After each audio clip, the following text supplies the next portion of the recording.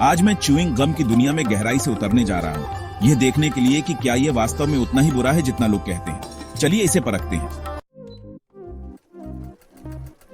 Chewing gum उन चीजों में से एक है जो सदियों से चली आ रही है और आज भी यह बेहद लोकप्रिय है।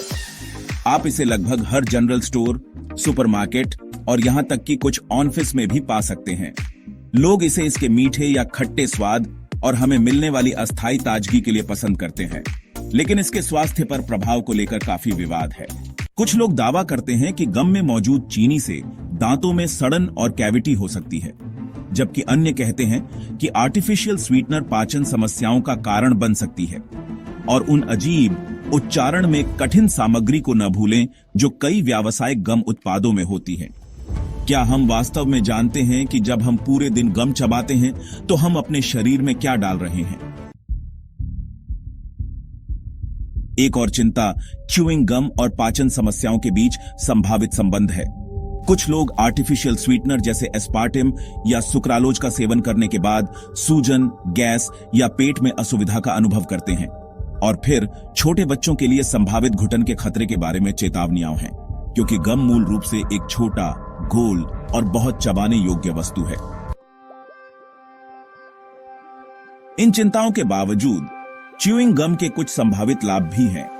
एक के लिए यह ध्यान और एकाग्रता में सुधार करने में मदद कर सकता है, शायद इसलिए कि यह हमारे मुंह को कुछ करने के लिए देता है जबकि हमारा दिमाग कड़ी मेहनत कर रहा होता है। और निश्चित रूप से यह सरल तथ्य है कि गम हमारे मुंह को ताजगी और सफाई का एहसास दे सकता है, कम से कम थोड़ी देर के लिए। लेकिन क्या ये लाभ वास्तव में संभावित जोखिमों से अधिक हो सकते हैं?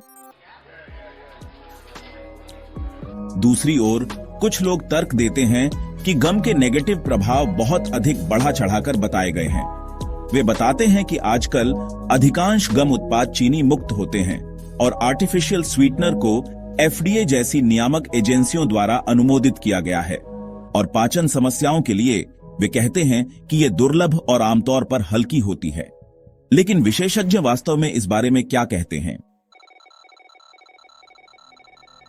कुछ हालिया स्टडी के अनुसार यह अभी भी स्पष्ट नहीं है कि च्यूइंग गम वास्तव में हमारे लिए बुरा है या नहीं।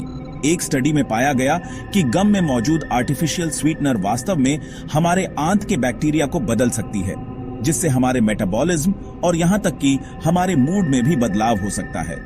दूसरी ओर अन्य रिसर्चरों ने पाया कि मध्यम गम चबाने से हमारे मौखिक स्वास्थ्य में सुधार हो सकता है और यहां तक कि तनाव को भी कम किया जा सकता है।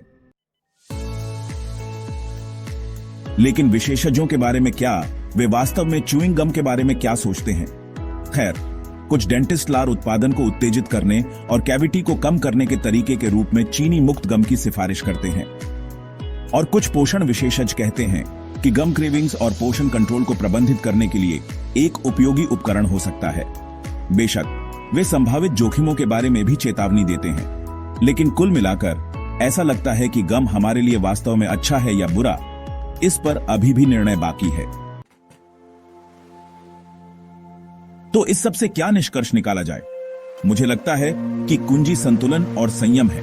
यदि आप गम चबाने जा रहे हैं तो कम आर्टिफिशियल इंग्रेडिएंट्स और कम जोड़ी गई चीनी वाले उत्पादों को चुनने का प्रयास करें। इसे ज्यादा न करें और गम को अच्छे मौखिक स्वच्छता या स्वस्थ आहार के विकल्प के रूप में न लें। और हे, अगर आप वास्तव में चिंतित हैं तो आप हमेशा मिंट्स या स्प्रे जैसे वैकल्पिक ताजगी देने वाले उत्पादों को आजमा सकते हैं। इस वीडियो को देखने के लिए धन्यवाद। आप च्यूइंग गम के बारे में क्या सोचते हैं? क्या आप इसे पसंद करते हैं या नफरत करते हैं? हमें नीचे कमेंट्स में बताएं।